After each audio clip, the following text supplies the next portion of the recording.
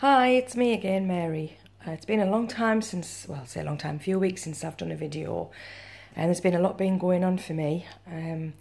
It's been a really tough couple of weeks, emotionally, mentally, trying to connect a lot of dots from my past to my present situation.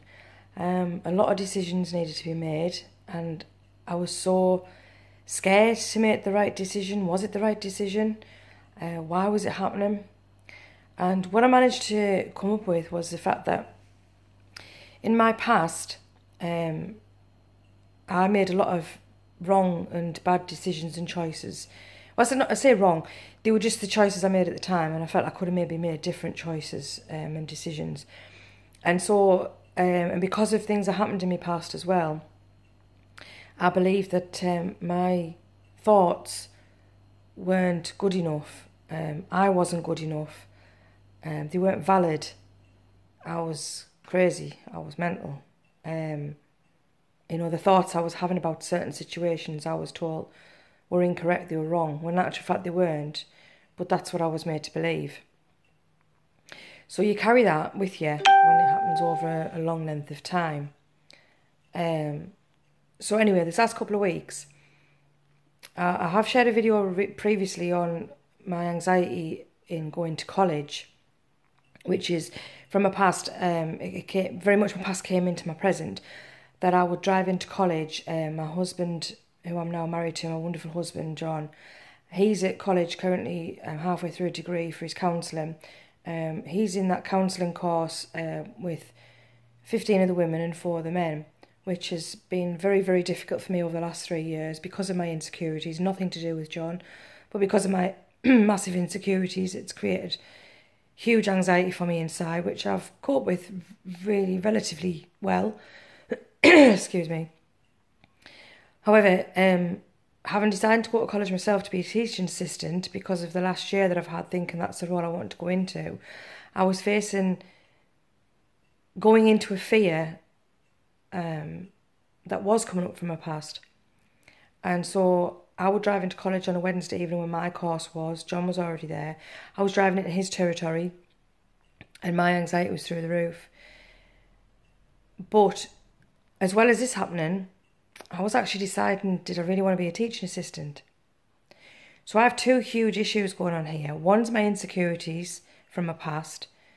One is my present. Do I want to do this, or am I just being jaded by how I feel because of my past?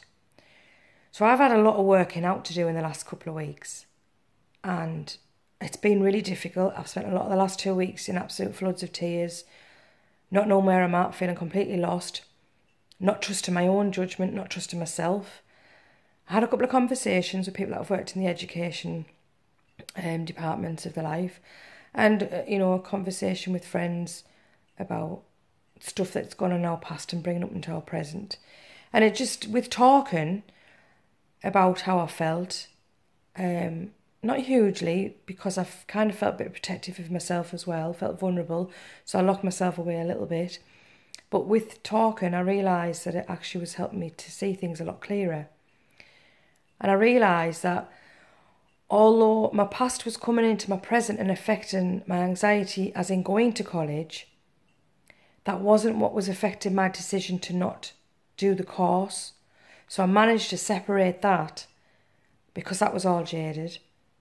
And I managed to realise that actually what I was feeling was very real. My reasons for not wanting to go to college and complete this course were actually very real and valid. And that it wasn't what I wanted to do. So it was quite a massive light bulb moment for me, and a huge achievement to realise how to separate all of that, not just my past and my present, but the fact there was two connotations going on there as to what was creating this feeling inside of me. And yeah, I just, once I made the decision and I went to see the college tutors, explained how I felt and why I felt the way I did, they validated my feelings. And not that we really should need to seek validation from other people, but I think when you feel so insecure about your own thoughts and you feel you don't trust yourself, as I didn't and still sometimes very much don't, It takes a lot to build the confidence up in yourself, to trust in yourself, to believe in yourself. And that comes with low self-esteem. You don't believe in yourself. And I still struggle a lot to believe in myself.